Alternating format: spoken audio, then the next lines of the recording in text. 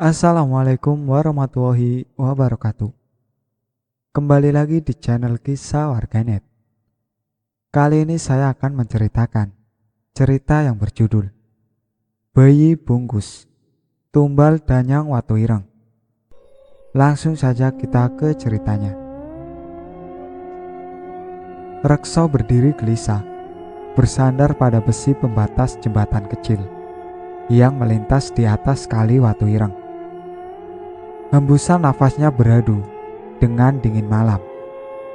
Terkadang meliuk seperti aliran yang membelah kabut tipis, penanda hawa dingin di Wonosari. Entah sudah berapa batang rokok yang dibawanya sebagai sangu habis terbakar. Menghela nafas, kembali matanya mengawasi ujung jalan desa. Tetapi belum nampak apa yang ditunggunya. Tiba-tiba suara air tersibak mengagetkan Rekso. Ia melongokkan kepala ke arah bawah jembatan, namun hanya gelap yang menguasai. Rekso mencoba menajamkan mata, namun belum sempat menangkap sumber suara itu. Ia dikagetkan oleh sebuah tepukan pelan di bahunya. "Mas," suara halus perempuan membuat Rekso menoleh. "Kedasi," lirik Rekso menyebut nama perempuan itu. Kedasi tersenyum menatap Rekso. "Maaf mas, telat. Sudah lama kamu menunggu?" tanya Kedasi. Rekso tersenyum tipis, menggelengkan kepala, lalu menatap Kedasi dengan lembut. "Enggak dek, baru sebentar," jawabnya. Keduanya saling menatap mesra. Tak ada kata yang meluncur dari bibir mereka. Namun, seakan mereka saling tahu isi hati pasangannya. Keduanya nampak menikmati kesunyian malam itu. Hanya kidung yang ditembangkan, aliran air kali Watu Ireng menemani. Sesekali harmoni dari hembusan angin dingin menerpa mereka.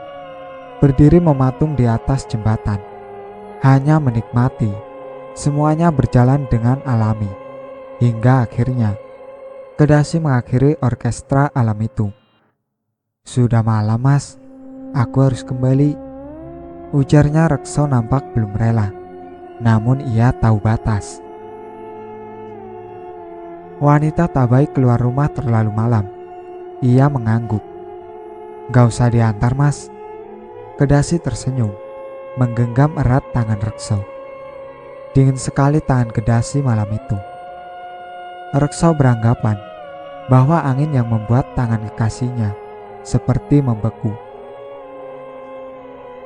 "Hati-hati ya dek," jawab Rekso.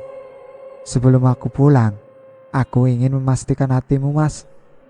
Tiba-tiba Kedasi mengeratkan genggamannya. "Memastikan bagaimana dek?" Rekso nampak tak mengerti. "Janji kepadaku, hatimu hanya untukku," desak Kedasi. Rekso menghela nafas, tersenyum menatap mesra Kedasi. "Janji, gak bakal aku cintai wanita lain kecuali dirimu," Rekso menatap berucap. Selepas Rekso mengucapkan janjinya, sekonyong-konyong dari arah jalan desa, sesosok wanita berlari menuju ke arahnya. "Jangan mas, itu bukan aku," jerit sosok perempuan itu. Rekso kebingungan. Mendekat dengan cepat, sosok itu mulai jelas membentuk Kedasi, wanita yang dicintainya. Tergagap Rekso menatap Kedasi yang ada di depannya. Sementara Kedasi yang baru saja sampai menghentikan langkahnya dengan pandangan ketakutan. Tak berani selangkah lagi maju memasuki jembatan. Kedasi yang berada di depan Rekso menyeringai. Perlahan tubuhnya berubah. Kaki yang terlilit kain jarik tiba-tiba memanjang dan berbisik.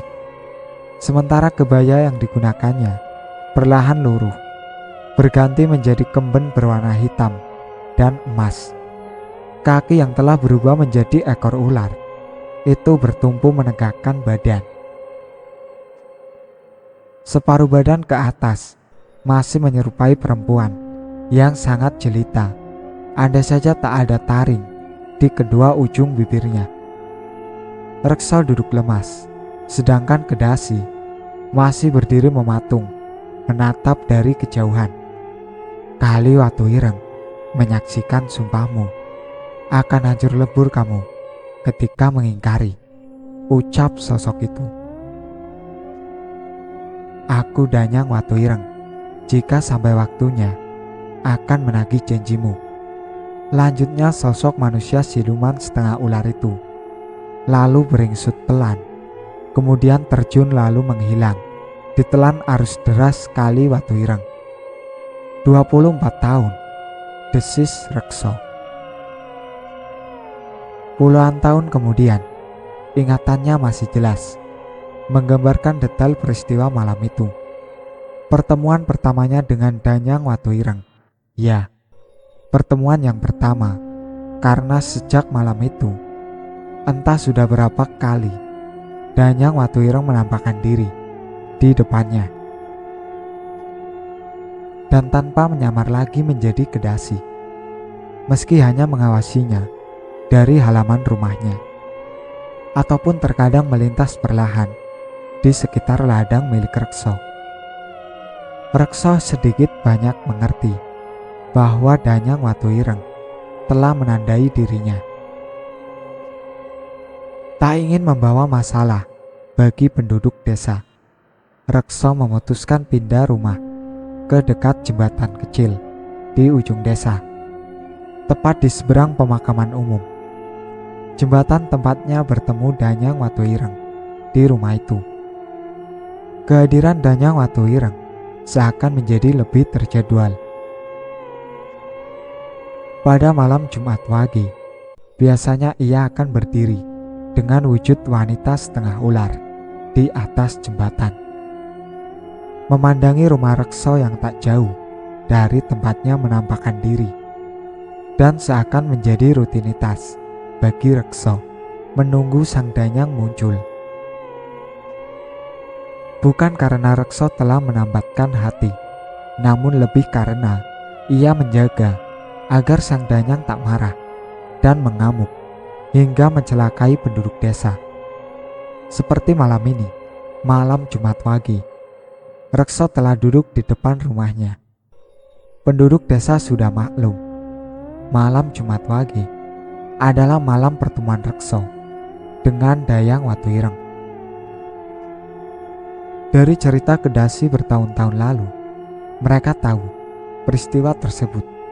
Penduduk desa justru kini menganggap Rekso sebagai juru kunci desa, karena sejak peristiwa Sumpah Rekso, panen di desa mereka selalu bagus. Air selalu mengalir lancar, bahkan hama perusak tanaman hampir tidak ada. Menghisap sebatang rokok hasil lintingan sendiri, Rekso duduk di depan rumahnya. Hawa dingin seperti biasa menyeruak, menghadirkan kabut tipis yang menyamarkan pandangan. Meski berkali bertemu dengan Danyang Watu Ireng, namun Rekso tetap selalu merasa tak nyaman. Tak banyak yang terjadi pada setiap kali pertemuan. Hanya terkadang nampak sang Danyang mendekat mencoba menggoda Rekso. Namun Rekso tak bergeming hatinya, hanya terpaut pada Kedasi. 24 tahun, meski Kedasi telah menikah dengan orang lain, namun Rekso masih tak bisa mengalihkan hatinya. Dan kini Kedasi tengah menanti kehadiran cucu pertamanya. Sementara Rekso masih sendiri, tanpa pendamping. Lagi pula, Rekso tak ingin mencari masalah dengan Danyang Watu Ireng. Sekali ia pernah dekat dengan seorang gadis dari desa sebelah, namun berakhir dengan sangat buruk. Gadis itu tiba-tiba menjadi linglung, nyaris gila. Untunglah, Rekso meminta maaf kepada sang Danyang. Hingga tak lama, gadis itu kembali seperti semula, meski ia akan menjerit ketakutan. setiap kali melihat sosok Rekso bila berada di hadapannya. Kesiur angin dingin mulai kencang. Suara air kali Watu Ireng seperti tersibak oleh benda raksasa. Hingga sekonyong-konyong dari belakang kabut tipis, sesosok tubuh wanita berjalan mendekati Rekso.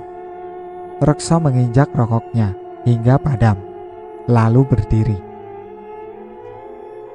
Sosok yang semakin jelas terlihat itu tersenyum menatap Rekso. Tubuhnya tinggi semampai dengan wajah cantik luar biasa. Rambutnya panjang, tergerai sepinggang.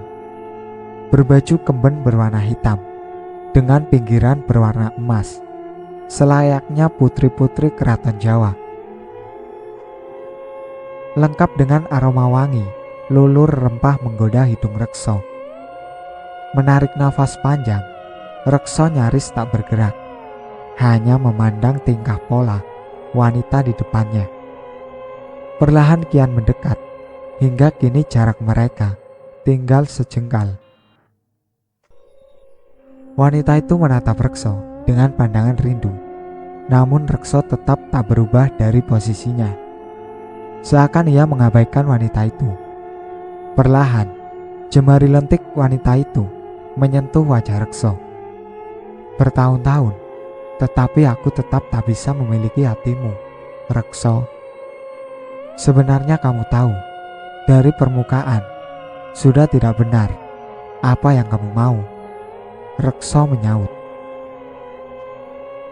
Sang Danyang mendengus pelan. Kedasi, ujarnya. Sejenak sorot matanya nampak menyala. Rekso yang mendengar nama Kedasi disebut mendadak bergetar. Pikirannya dipenuhi kemungkinan buruk yang bisa menimpa Kedasi bila ia mengakui isi hatinya. Bukan karena Kedasi, tetapi kita ini dari alam berbeda. Aku ingin tahu, benar atau tidak perkataanmu. Sang Danyang menyeringai. Perlahan ia menyentuh wajah Rekso, lalu berjalan menjauhinya. Hati Rekso semakin tak menentu. Ia takut akan terjadi hal-hal buruk, seperti dalam pikirannya. Pagi menjelang, ketika Rekso mendengar suara pintu rumahnya diketuk perlahan. Ia bergegas menuju ruang depan, lalu membuka pintu. Weh, bagaimana Min? Pagi bener sampai di sini. Sapa Rekso kepada tamunya, Parmin. Mohon maaf Kang, pagi-pagi udah mengganggu. Tetapi ini ada kejadian yang tidak semestinya, jawab Parmin. Rekso menatap Parmin sejenak. Lelaki yang telah menggantikan tempatnya di sisi Kedasi. Kejadian apa Min? Tanya Rekso. Ratri Kang, anakku. Seharusnya hari ini 7 bulan kehamilan. Tetapi pagi ini perutnya kempes, bayinya hilang, jawab Parmin. Rekso tersentak. Meski Parmin nampak berusaha mengucapkannya dengan hati-hati, namun Rekso tetap terkejut. Ingatannya langsung melayang akan pertemuannya dengan Danyang Watu Ireng semalam. Bukan tak mungkin ada campur tangan Sang Danyang dalam peristiwa ini. Sejenak ia menimbang. Parmin nampak tak sabar menunggu. Kamu kira-kira tahu hal ini ada kaitannya dengan Danyang Watu Ireng? Tanya Parmin. Belum berani memastikan Min, sabar dulu ya, jawab Rekso. Sekarang kamu pulang dulu, nanti aku menyusul ke sana, lanjut Rekso. Parmin bimbang menatap Rekso. Menghela nafas ia lalu mengangguk, kemudian beranjak pulang. Sepeninggal Parmin, Rekso masih terpengkur diam, tak tahu apa yang harus ia lakukan. Namun ia tahu, tak mungkin ia tak menolong Ratri. Terlebih ia adalah anak dari Kedasi. Rekso berjalan keluar rumah. Namun kali ini, ia tak mengambil jalan melewati jembatan desa. Nalurinya berkata, ia harus berjalan memutar ke arah hutan di belakang pemakaman. Bisa selisih 3 jam perjalanan. Namun entah mengapa, ia lebih mantap menerobos hutan daripada melewati jembatan kecil di atas Kali Watu Ireng. Kesuburan tanah Wonosari sungguh terbukti dengan lebatnya hutan. Berbagai jenis pohon dan tanaman semakin lama semakin rapat. Beberapa semak dan perdu menghalangi langkah Rekso, berbekal golok di tangan. Dibabatnya tanaman yang melintang di depannya. Pada beberapa titik, Rekso terhalang pohon besar, sehingga ia harus sedikit menyimpang dari garis imajiner yang dia ciptakan dari rumahnya ke desa sebelah. Untuk kemudian, ia melanjutkan perjalanan ke rumah Ratri yang berada di perbatasan utara antara Wonosari dan desa Gedangan. Namun tanpa disadari, ia semakin menyimpang dari garis tersebut, bukan ke utara, namun makin jauh ke arah timur laut. 2 jam berlalu dan Rekso mendapati dirinya makin tenggelam masuk ke rimbunan hutan. Kelelahan, ia lalu duduk di bawah sebuah pohon besar. Bersandar pada pohon itu, tiba-tiba telinga Rekso menangkap suara kambing mengembik. Mungkin saja di dekat situ ada pengembala kambing yang bisa dimintai pertolongan, menunjukkan arah, pikir Rekso. Segera ia beranjak menuju suara kambing itu berasal. Sejenak, ia berjalan menerobos semak. Rekso terkaget-kaget ketika mendapat tanah lapang di situ dengan beberapa ekor kambing yang merumput dengan tenang. Di ujung tanah lapang, di tepi sisi hutan yang lain, sebuah rumah kayu berdiri dengan sederhana namun kokoh. Dengan ragu-ragu Rekso melangkah menuju rumah tersebut. Tak satu kali pun ia pernah mendengar bahwa ada orang yang mendiami hutan itu. Namun baginya tak ada pilihan lain. Ia harus meminta pertolongan penghuni rumah itu. Sampai di depan rumah itu, Rekso berhenti. Tak yakin apakah penghuni rumah ini adalah manusia atau makhluk lain. Namun bagi Rekso, tak ada bedanya. Ia telah bertahun-tahun berhubungan dengan Danyang Watu Ireng. Mengetuk pintu perlahan sembari mengucapkan salam. Rekso lalu menunggu. Beberapa saat kemudian, terdengar derit daun pintu dibuka dari dalam. Dari baliknya, nampak sesosok kakek-kakek berjenggot panjang dengan baju yang juga sewarna dengan rambutnya, putih. Yang ditunggu sudah datang. Sini masuk nak, silakan, ujar kakek tua itu. Agak janggal baginya dipanggil Le. Umurnya sudah mendekati setengah abad. Namun lebih janggal lagi saat mendengar kakek itu telah menunggunya. Kakek tua itu membuka pintu lebih lebar, seakan mempersilahkan Rekso memasuki rumahnya terlebih dahulu.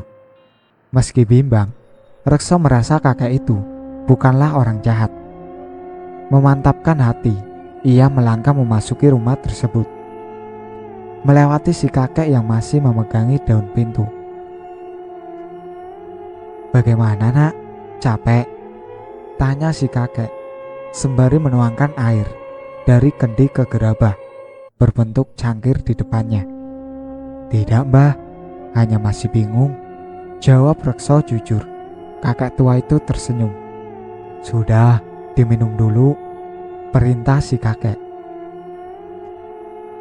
Rekso menurut, lalu meminum air yang dipersiapkan oleh si kakek tadi. Sejenak Rekso merasakan tenaganya pulih, bahkan terasa lebih baik dari sebelumnya. Keheranan, Rekso menatap si kakek yang tersenyum sambil mengelus jenggotnya. "Air apa ini mbah?" Rekso penasaran.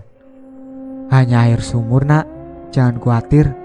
Yang perlu kamu khawatirkan, bagaimana caranya kamu bisa membawa pulang?" bayinya Ratri. Jawab si kakek. Rekso kembali keheranan. Dari mana si kakek tahu tujuannya? Sebenarnya, kamu itu siapa, Mbah? Tanya Rekso. Tunggu sebentar, ujar si kakek.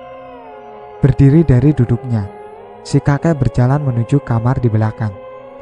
Tak lama kemudian, ia kembali dengan menenteng sebuah tasbih dari kayu.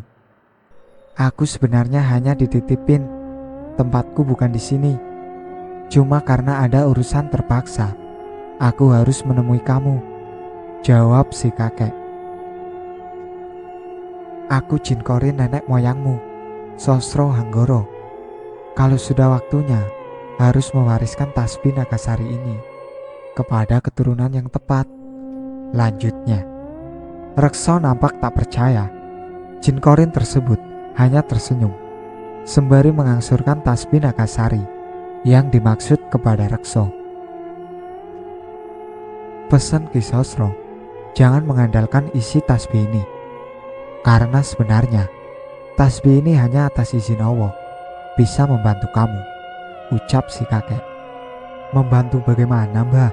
Tanya Rekso. Bangsa jin buruk gak suka dengan kayu Nagasari. Terlebih tasbih ini seumur Ki Sosro, digunakan untuk zikir, menyembah Allah, jawab si kakek. Tetapi jangan modal nekat menghadapi Danyang Watu Ireng. Belum saatnya dia sirna dari dunia. Si kakek menghela nafas panjang. Bayinya Ratri selamatkan. Dialah nanti yang punya kekuatan menyirnakan Danyang Watu Ireng. Rekso mengangguk mengerti. Genap Rekso menggenggam seluruh tasbih Nagasari itu. Tiba-tiba rumah tersebut seolah tersedot ke sebuah lubang hitam, lalu menghilang. Sedangkan Rekso kini mendapati dirinya berada di dalam belukar hutan, namun dekat dengan perbatasan desa Wonosari. Rekso baru akan melangkah ketika terdengar suara halus berbisik di telinganya. Hati-hati nak, selalu ingat dan meminta pertolongan kepada Allah, ujar suara tersebut. Sejenak terdengar suara angin berkesiur, berbarengan dengan lenyapnya suara tersebut. Rekso melangkah keluar hutan, menuju rumah Ratri. Sebentar kemudian, dari kejauhan, mata Rekso telah menangkap beberapa warga yang berkerumun di depan rumah tersebut. Nampak Parmin duduk di depan rumah, seolah memang sengaja menunggunya. Aduh Kang, kutunggu dari tadi, kukira gak jadi datang. Parmin terburu-buru menyambut Rekso, lalu mengajaknya masuk ke rumah Ratri. Rekso maklum dengan kepanikan Parmin. Ia hanya menurut. Sesampainya di depan, tempat Ratri tergolek lemas. Rekso menghela nafas panjang. Ditatapnya perut Ratri yang sudah kempes. Padahal 2 hari yang lalu, Rekso baru saja bertemu dengannya dengan perut besar, selayaknya wanita hamil 7 bulan. Perlahan ia duduk di atas dipan. Selintas, Rekso mencium sebuah aroma khas. Bau yang selalu ia tangkap saat bertemu dengan Danyang Watu Ireng. Rekso hampir bisa memastikan peristiwa ini berhubungan erat dengan sang Danyang. Min. Rekso memanggil Parmin agar mendekat. Bagaimana Kang? Ujar Parmin sambil mendekat. Ini memang campur tangan Danyang Watu Ireng, ucap Rekso dengan nada ketir. Parmin menatap Rekso penuh kengerian. Perkataan Rekso barusan seperti semakin menyatakan bahwa cucunya sudah tak terselamatkan. Gimana ini Kang? Suara Parmin bergetar. Sabar dulu Min, kita jangan terburu-buru, dibicarakan pelan-pelan, ujar Rekso. Rekso terpekur di teras rumah. Di depannya Parmin nampak gelisah. Sebenarnya Rekso sendiri tak tahu apa yang harus dilakukannya. Namun demi melihat Parmin yang sedang ditimpa musibah, Rekso tak sampai hati. Pandangannya menerawang jauh ke arah Kali Watu Ireng. Rekso belum menemukan jawaban apa yang harus dilakukannya ketika semburat merah telah memenuhi cakrawala. "Senja, Kang, ayo masuk dulu," ajak Parmin. Rekso mengangguk ketika sejenak. Kemudian ia merasakan getaran pelan dari tasbih kayu Nagasari.